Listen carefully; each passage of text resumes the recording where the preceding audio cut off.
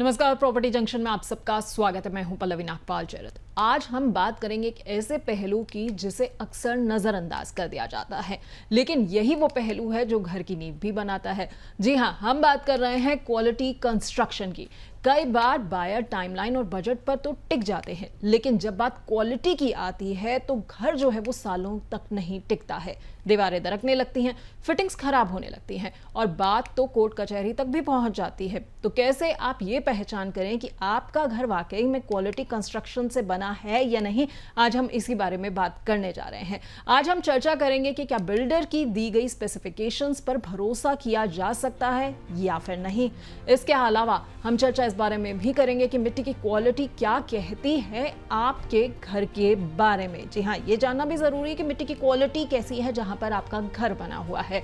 इसके अलावा इस बारे में भी चर्चा होगी कि कैसे ये जानें कि दीवार मजबूत है या सिर्फ दिखावटी है, क्योंकि कई बार जब हम दीवारें देखते हैं तो काफी खोखली भी दिखती हैं।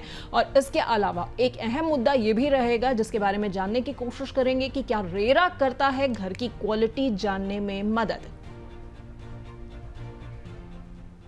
तो इन तमाम मुद्दों पर चर्चा होगी, लेकिन सबसे पहले ये देखते हैं कि क्या हुआ जब नोएडा में रहने वाली शालिनी मित्तल ने नया फ्लैट खरीदा। नोएडा के रहने वाली शालिनी मित्तल ने हाल ही में एक रेप्यूटेड बिल्डर की सोसाइटी में फ्लैट बुक किया था। शुरू में सब कुछ शानदार लगा, सैंपल फ्लैट से लेकर ब्रोशर्स तक, लेकिन पोजेशन मिलने के बाद उन्हें पता चला कि दीवारें खोखली हैं, पेंट उखड़ रहा है और बाथरूम फिटिंग्स 2 महीने में ही लीक करने लगी हैं। शालिनी ने जब बिल्डर से शिकायत की तो उसने सिर्फ ऊपर से दीवारों को ठीक करा दिया। फिर उन्होंने रेरा में शिकायत दर्ज करवाई और एक प्राइवेट कंस्ट्रक्शन ऑडिट भी करवाया। तब जाकर पता चला कि घर बनाते वक्त सस्ती क्वालिटी का मटेरियल इस्तेमाल हुआ था। तो कैसे आप ये पता कर सकते हैं कि जिस क्वालिटी का मटेरियल इस्तेमाल आपके घर के लिए हुआ है वो कैसा है, घर की क्वालिटी कैसी है, कंस्ट्रक्शन क्वालिटी कैसी है। आज हम इसी बारे में बात करने जा रहे हैं और मुद्दे पर चर्चा करने के लिए हमारे साथ खास मेहमान भी जुड़ रहे हैं। हमारे साथ नेमदी के पार्टनर जयंत जोशी जी जुड़ रहे हैं, जो कि होम और प्रॉपर्टी इंस्पेक्शन ऑडिट के एक्सपर्ट हैं। नेमदी नाम की कंपनी के बारे में मैं आपको सबसे पहले बता देती हूँ। ये कन्नड़ का शब्द है जिसका मतलब है पीस फॉर होम बायर्स। तो जयंत जी, आपका बहुत बहुत स्वागत है। नमस्कार, थैंक यू मुझे इस चर्चा पे इनवाइट करने के लिए। मेरा नाम जयंत जोशी है और मैं पार्टनर हूँ नेमदी में, जो पूरा दिल्ली एनसीआर का फंक्शंस में हैंडल करता हूँ। नेमदी का मतलब जैसे आपने बताया कि पीस फॉर होम बायर्स है और हम लोग पाइनियर हैं। हमारी जो पेरेंट कंपनी है A N Prakash project management consultant, वो 39 year old civil engineering company है जो कि कंस्ट्रक्शन प्रोजेक्ट मैनेजमेंट कंसल्टेंसी में पाइनियर है। और नेमदी जो है home and property inspection audit में पाइनियर है। 10 साल पहले हमने बेंगलोर में लॉन्च किया था कंपनी और अभी 12,000 से ज़्यादा होम इंस्पेक्शन ऑडिट कर चुके हैं। 12 सिटीज़ क्रॉस इंडिया काम करते हैं। और ये जो ऑडिट होता है, हम क्वालिटी फिनिशिंग ऑडिट करते हैं, यानी कि फिनिशिंग जो अपार्टमेंट्स हैं या कोई भी प्रॉपर्टी है हम उसका ऑडिट कर सकते हैं। जैसे एक आप एग्जांपल लें, एक 3 बेडरूम अपार्टमेंट जिसको हम 1500 पैरामीटर्स पे ऑडिट करते हैं। ये हमारी अपनी खुद की टेक्निकल ऑडिट ऐप बनाई गई है जिसके through trained civil engineer audit करता है। जैसे हम लोग थर्मोग्राफिक इंफ्रारेड कैमरास यूज करते हैं तो हमें बहुत सारी प्रॉपर्टी में डैम्पनेस मिल जाती है जो कि कई बारी विजिबल भी नहीं होती ह्यूमन आई को। तो वो भी हम उसको कैच कर सकते हैं। हम जैसे इलेक्ट्रिकल फॉल्ट डिटेक्टर्स लगा के हर स्विच पॉइंट पे ऑडिट करते हैं तो बहुत सारे स्विच पॉइंट पे हमें अर्थिंग नहीं मिलती, बहुत सारे स्विच पॉइंट पे रिवर्स कनेक्शंस मिलते हैं जो कि high risk for short circuit and fire रहता है। फिर हम एक रेप्यूटेड बिल्डर का भी हमने रबर टिप मैनेज से टाइल्स ऑडिट की थी तो हमें 39 टाइल्स जो ऐसी मिली जो कि हॉलो थी।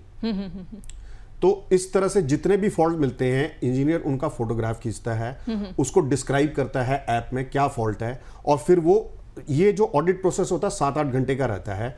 उसके बाद जब वो ऑडिट रिपोर्ट सबमिट करता है उसके बाद सीनियर सिविल इंजीनियर्स की टीम जो बैंगलोर बैठती है, जिनके पास 20 से 40 साल का एक्सपीरियंस है, वो हर पॉइंट को टेक्निकली एनालाइज करती है, अपडेट करती है, रिव्यू करती है और फिर 4 दिन के बाद हम क्लाइंट से ये ऑडिट रिपोर्ट शेयर करते हैं जो काफ़ी 50, 60, 70 पेज की एक ऑडिट रिपोर्ट बन जाती है जिसमें सारे फॉल्ट जो हैं वो फोटोग्राफ के साथ होते हैं, डिस्क्रिप्शन के साथ होते हैं। ओके सर, आपने बहुत डिटेल में जो है वो सारी हमें चीज़ें बता दी हैं कि किस तरह से जो है आप पूरा ऑडिट करते हैं। लेकिन मैं अगर एक आम आदमी के लिहाज से समझना चाहूँ, कंस्ट्रक्शन क्वालिटी जो है, अगर एक व्यक्ति जो है एक फ्लैट देखने जा रहा है, वो सबसे पहले ही कैसे पता करे कि कंस्ट्रक्शन क्वालिटी मेरे फ्लैट की कैसी है?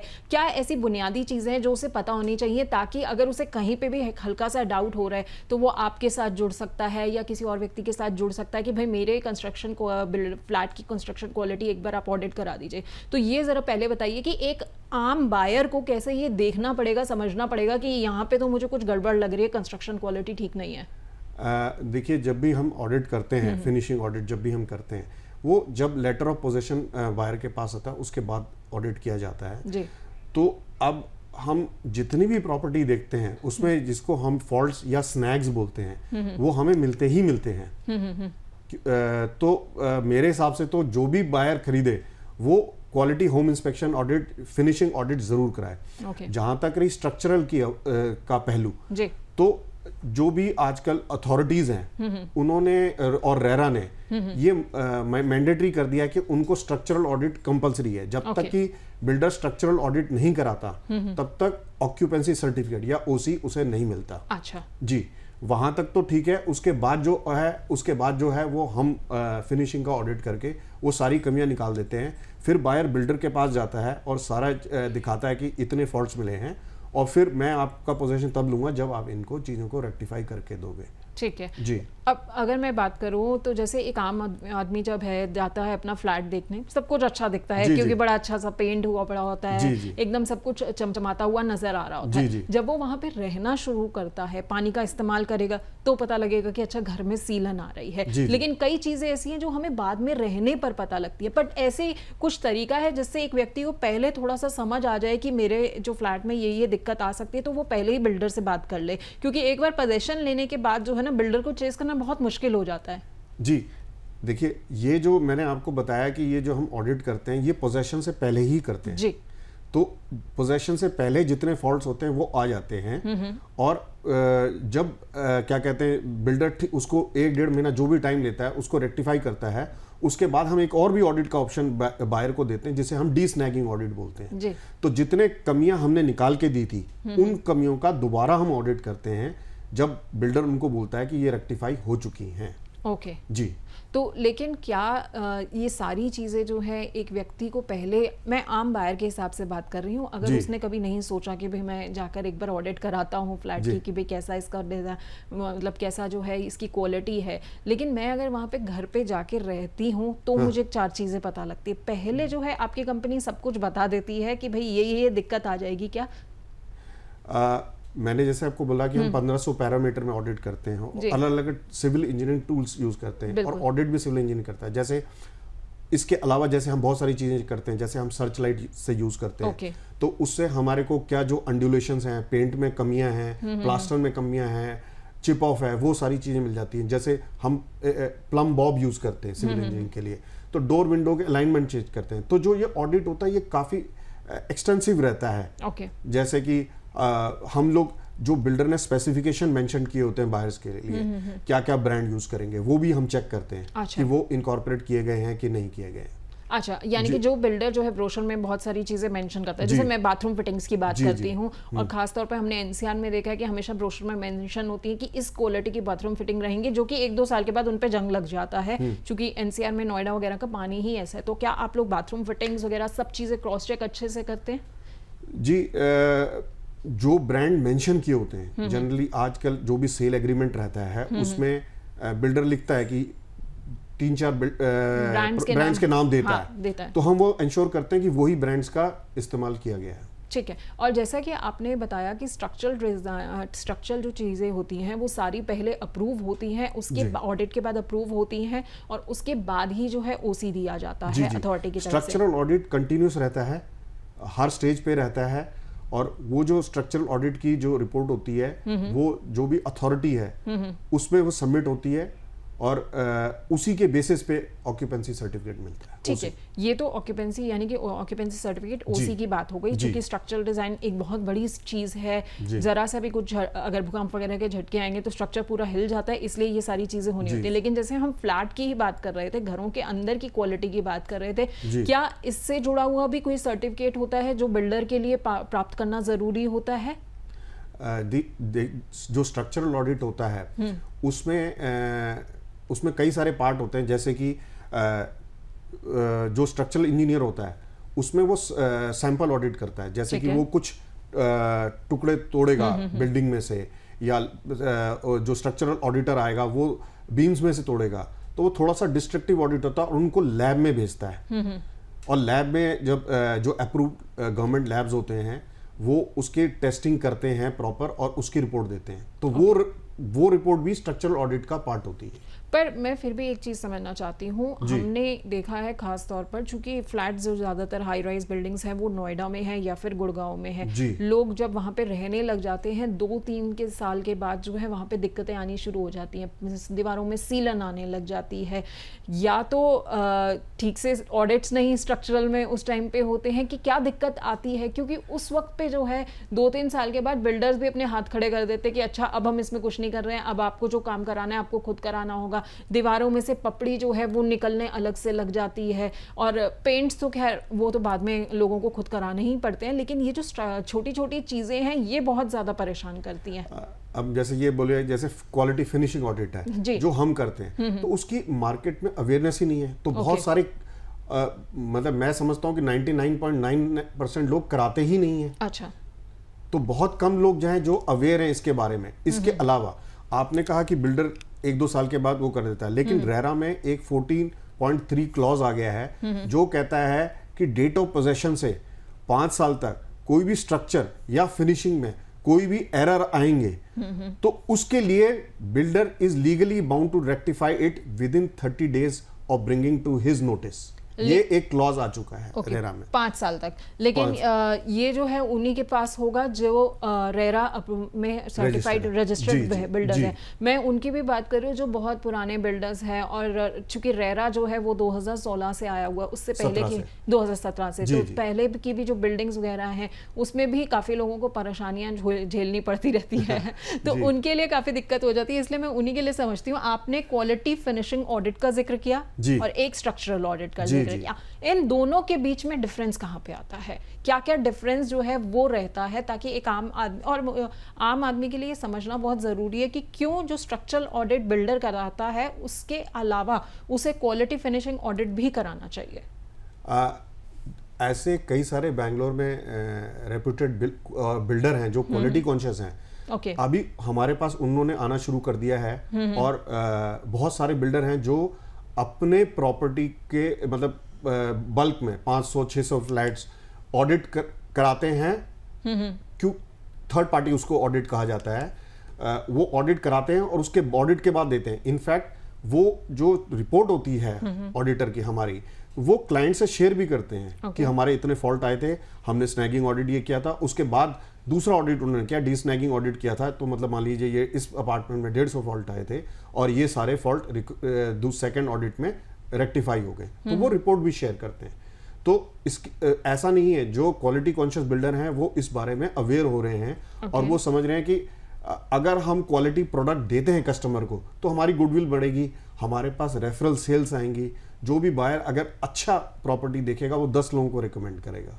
बिल्कुल, ये आपने बात सही कही है कि अगर बिल्डर के अंदर ये खुद जागरूकता आ जाएगी, उसे ये समझ आ जाएगा कि भाई मुझे क्वालिटी प्रोडक्ट जो है वो अपने बायर्स को देना, और कहीं ना कहीं उसका ही फायदा होगा, क्योंकि थोड़े से चंद पैसे लगाकर अगर वो आपको एक एश्योरेंस दे रहा है कि मैंने यहाँ पर जो है क्वालिटी फिनिशिंग ऑडिट भी करा दिया, जिसकी वजह से मुझे ये पता है कि आज आपको जो मैं फ्लैट दे रहा हूँ उसके अंदर कोई दिक्कत नहीं है, तो जो बायर जहाँ पर करोड़ों रुपए और लगा रहे हैं वहाँ पे शायद वो चंद और लाख रुपए लगा लेंगे, लेकिन एक एश्योरेंस जो है लाख नहीं सिर्फ हजारों में काम हो जाता है। चलो हजारों में हो जाएगा। सबसे अच्छी बात जो सर ने बताई है कि हजारों में महज आपका काम हो छोटे, बहुत छोटे हजारों में 15-20 हज़ार रुपए में ऑडिट हो जाता है ओके finishing। जी अब मेरा हाँ, actually- लाखों ऑडिट रुपए लगते हैं स्ट्रक्चरल ऑडिट में जी। मेरा अगला सवाल ही यही था कि अगर हम रीसेल में घर खरीद रहे हैं और अगर रीसेल में चूंकि कई बार जो होता है हमें पता तो सामने देख के कुछ कुछ चीज़ें लग जाता है, लेकिन रीसेल में थोड़ी सी दिक्कत ये आती है कि मान लीजिए किसी का घर जो है 10 साल पुराना है, जी। तो जब उसको वो घर देखने को मिलता है तो जो सेलर होता है वो सब कुछ अच्छे से पेंट वगैरह करा के अच्छे से आपको दे देगा।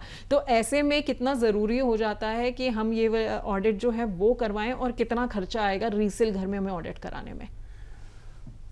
मैम अगर आप स्ट्रक्चरल ऑडिट करते हैं तो उसमें डेफिनेटली फ्यू लैक्स का एक्सपेंस आएगा। ठीक है। हाँ, तो उसमें लैक्स में आएगा। लेकिन अगर आप फिनिशिंग ऑडिट करते हैं, क्योंकि फिनिशिंग ऑडिट में भी कई सारी चीज़ें, जैसे मान लीजिए उन्होंने डैम्पनेस को छुपा दिया, ऊपर से पेंट कर दिया, लेकिन हमारे फिनिशिंग ऑडिट में जब हम थर्मोग्राफिक इंफ्रारेड कैमरास कैच करते हैं तो वो टेम्परेचर को कैच कर लेता है, तो वो जो डैम्पनेस छुपाई भी होती है वो पता चल जाती है। तो आपको पता चल जाएगा कहीं ना कहीं पाइपलाइन में या ड्रेनेज में लीकेज है।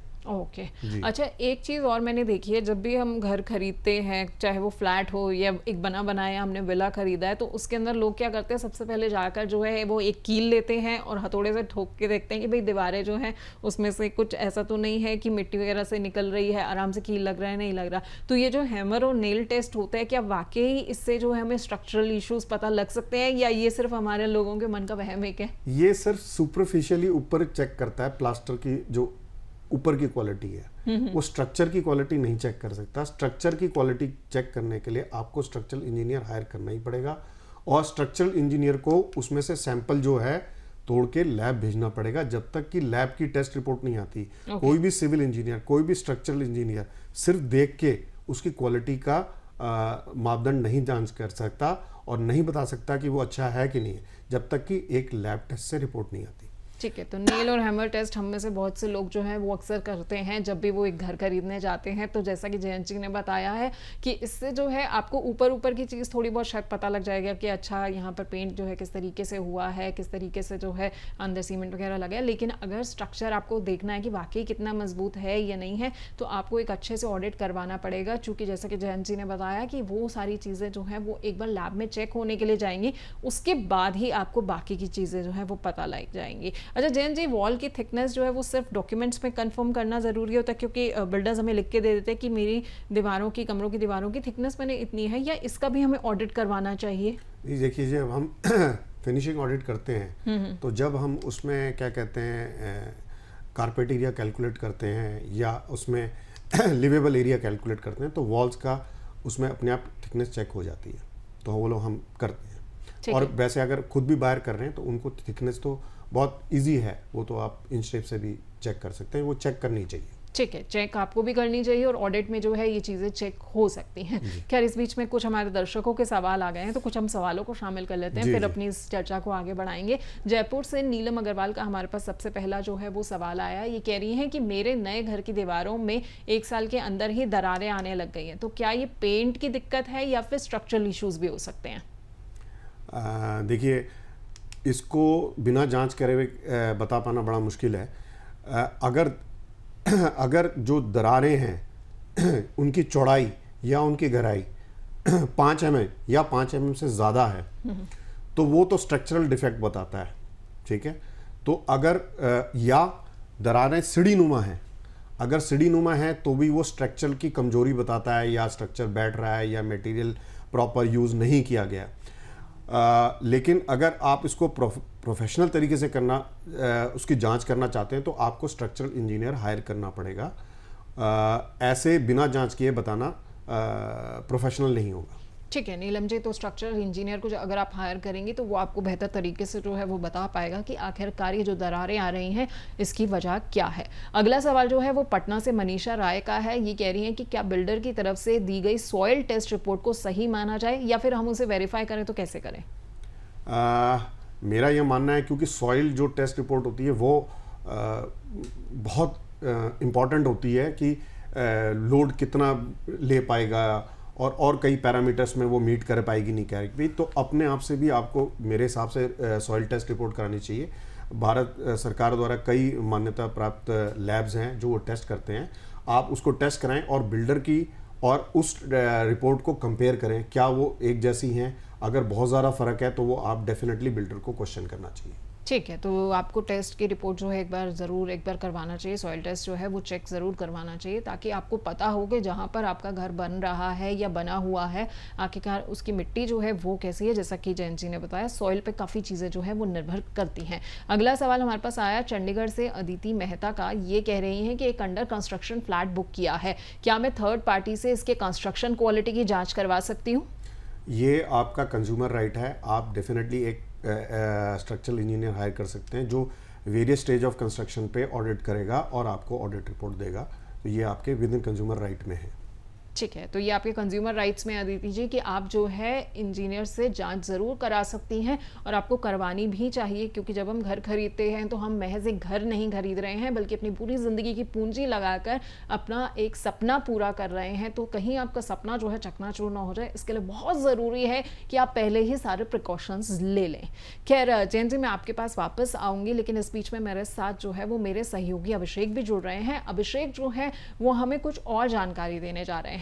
अभिषेक हमें बताएंगे कि भूकंप से जो है इमारतों को आखिरकार कैसे नुकसान पहुंचता है, क्या इमारतें जो है पूरी तरह से भूकंप रोधी हो सकती हैं या नहीं, और भूकंप रोधी इमारतों की आखिरकार तकनीक जो होती है वो किस तरह से होती है।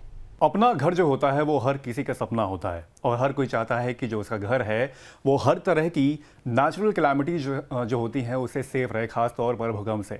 लेकिन ये जो भूकंप होता है वो इमारत को कैसे एक तरह से नुकसान पहुंचाता है, और क्या कोई इमारत जो है वो भूकंप रोधी हो सकती है? इसी के सवालों का जवाब आज ढूंढते हैं, एक एक करके आपको उसके बारे में हम लोग यहाँ पर बताते हैं।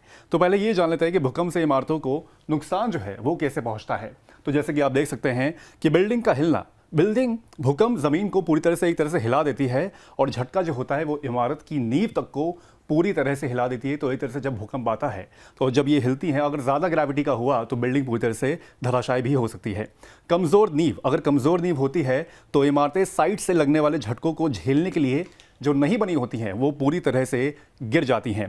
इसके बाद है नरम मिट्टी। अगर जो सतह है वो नरम मिट्टी की अगर होगी तो ज़ोरदार झटकों से ज़मीन की पकड़ जो होगी वो कमज़ोर होगी, और बिल्डिंग यहाँ पर उसके गिरने का जो चांसेस हैं वो ज़्यादा हो सकते हैं।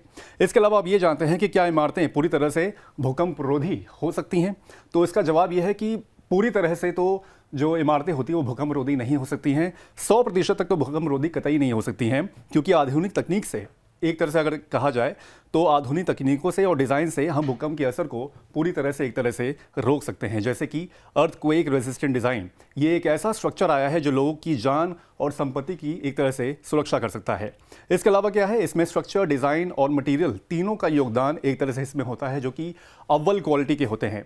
ऐसे डिज़ाइन तैयार किए जाते हैं जो भूकंप की दिशा में एक तरह से अगर भूकंप आता है तो उसमें एक तरह से जो बिल्डिंग होती है उसके बैलेंस को एक तरह से ये मेंटेन रखते हैं और उसको गिरने से एक तरह से बचाते हैं। अब ये समझते हैं कि भूकंप रोधी इमारतों की जो टेक्निक होती हैं वो कैसी हो सकती हैं। तो उसमें क्या क्या होता है कि बेस आइसोलेशन होता है। इसमें इमारत को ज़मीन से अलग करते हुए रबर, स्टील और लीड के फ्लेक्सिबल पैड पर इनको बनाया जाता है। इसके बाद स्ट्रक्चर को मजबूत बनाना होता है, यानी कि क्रॉस ब्रेसेस, शियर वॉल्स और मूवमेंट रेजिस्टिंग फ्रेम से बिल्डिंग की ताकत को एक तरह से इससे बढ़ाया जाता है।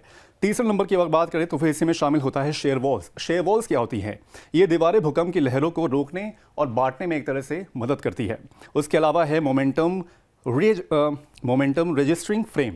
ये बीमा और कॉलम को एक तरह से मोड़ सकते हैं, लेकिन एक तरह से जो जॉइंट होते हैं उनको मजबूत रखते हैं, जिससे कि इनकेस अगर आपका अर्थक्वेक आए तो उसके बैलेंस को ये बिगाड़े ना, और बिल्डिंग जो होती है वो सुरक्षित रहती है।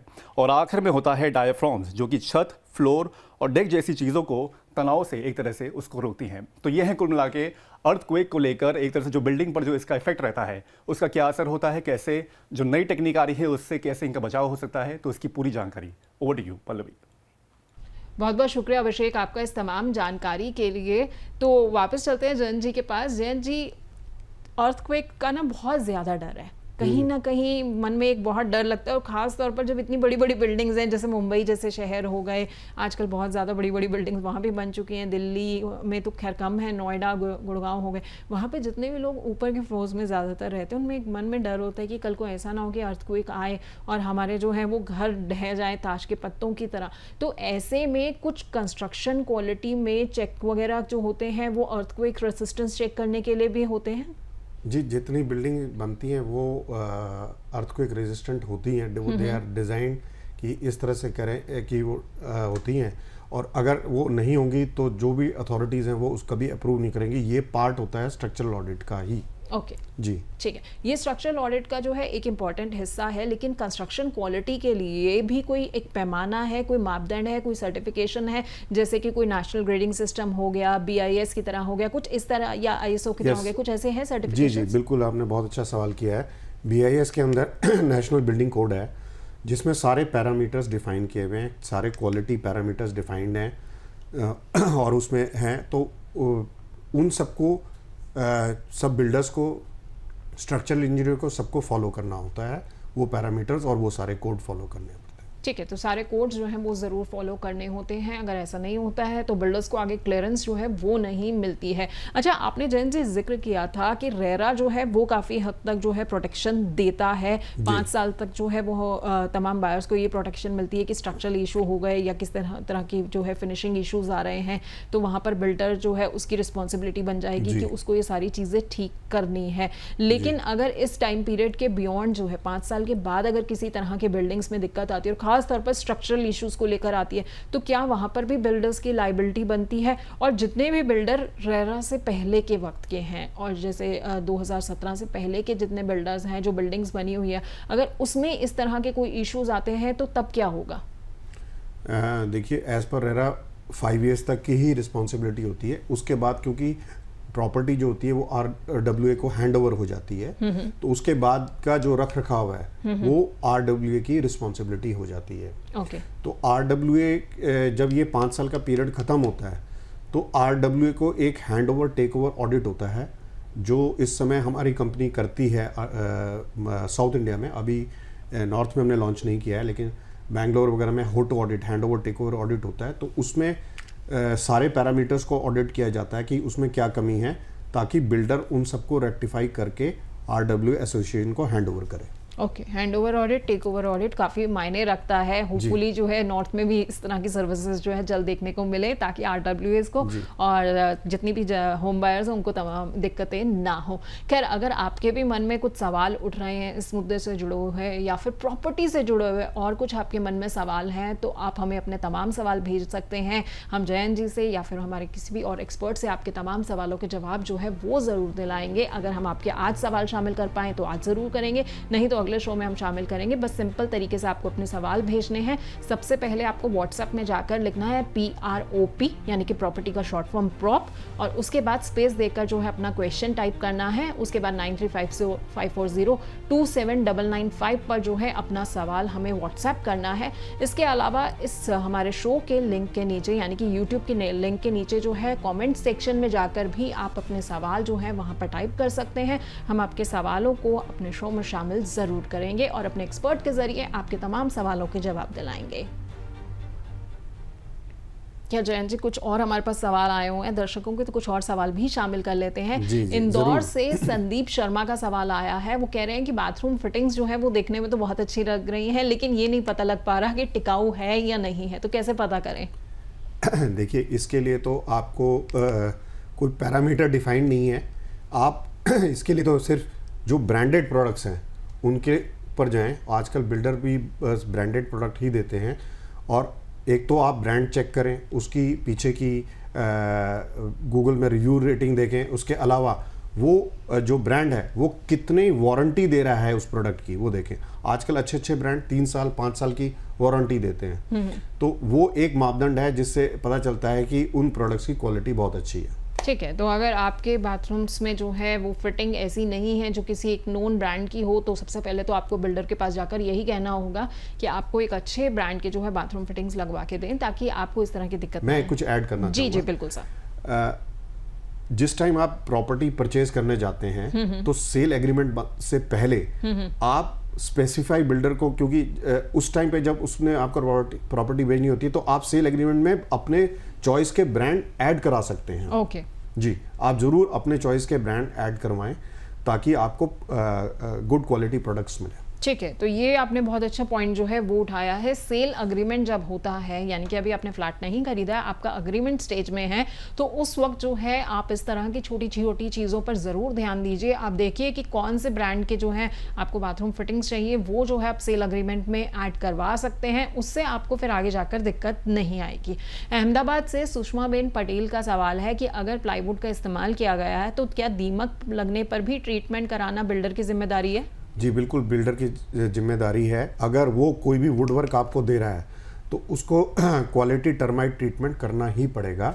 और जैसा मैंने बताया कि 14.3 पैरा के हिसाब से 5 साल तक अगर कोई भी प्रॉब्लम आफ्टर पोजेशन आती है तो वो उसको रेक्टिफाई करनी पड़ेगी। अगर टर्माइट भी आएगी तो उसको टर्माइट ट्रीटमेंट कराना पड़ेगा। ठीक है, तो सुषमा जी, अगर आपने भी ऐसा कोई फ्लैट खरीदा है जिसके अंदर वुडन वर्क है तो वहाँ पर टर्माइट ट्रीटमेंट कराना बिल्डर की जिम्मेदारी है। अगर आपको लगता है कि फिर से कोई दिक्कत आ रही है, 5 साल के अंदर अंदर जो भी दिक्कत आएगी वो ठीक कराना बिल्डर की ही जिम्मेदारी हो जाएगी।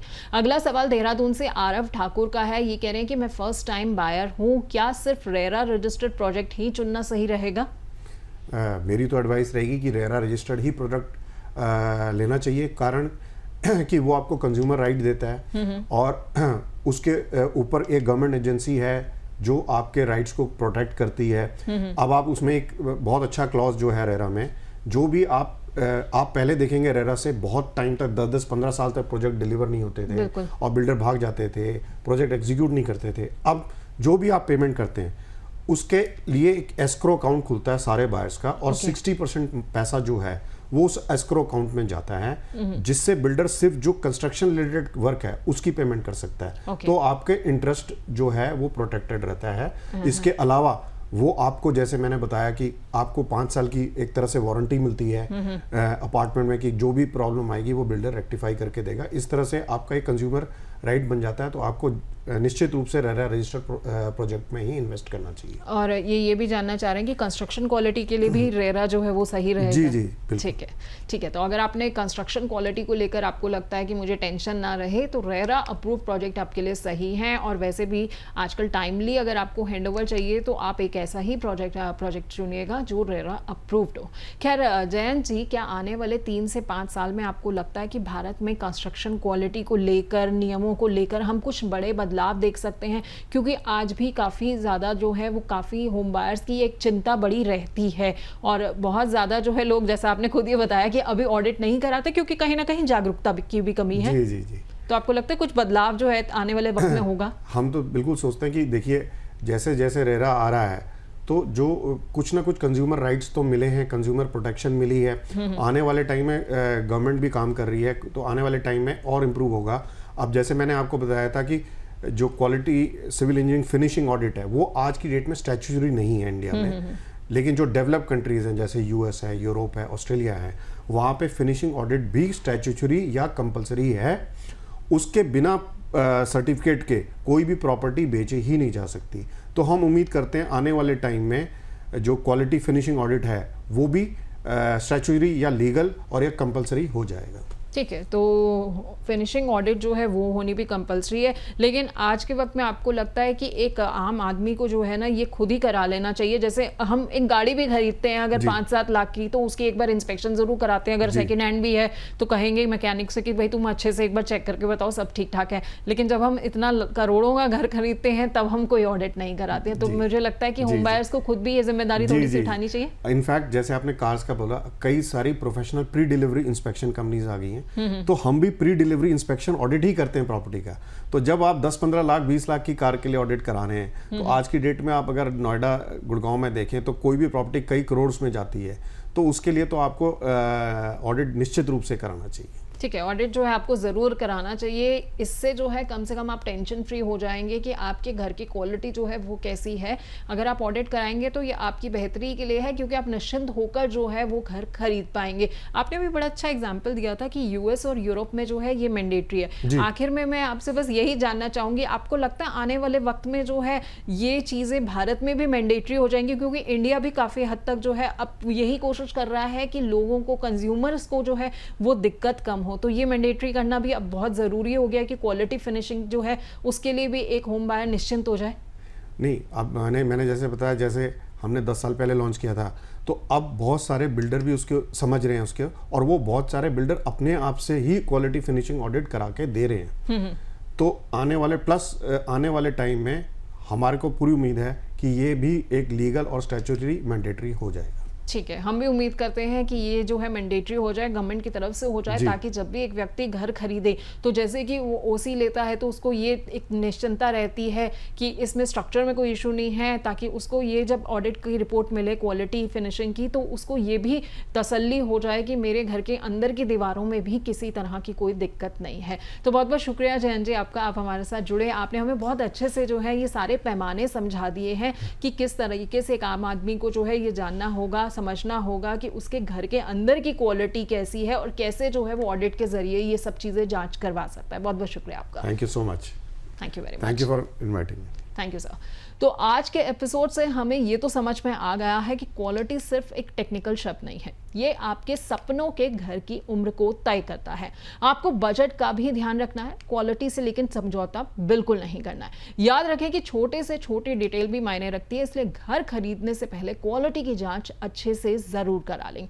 मिलेंगे अगले एपिसोड में प्रॉपर्टी जंक्शन में, तब तक आप याद रखिए कि समझदारी से आपको निवेश करना है, लेकिन क्वालिटी को भी नहीं भूलना है, और घर वो चुनिए जो सिर्फ देखने में अच्छा ना हो बल्कि टिकाऊ भी हो। आप सबका बहुत बहुत शुक्रिया हमारे साथ बने रहने के लिए।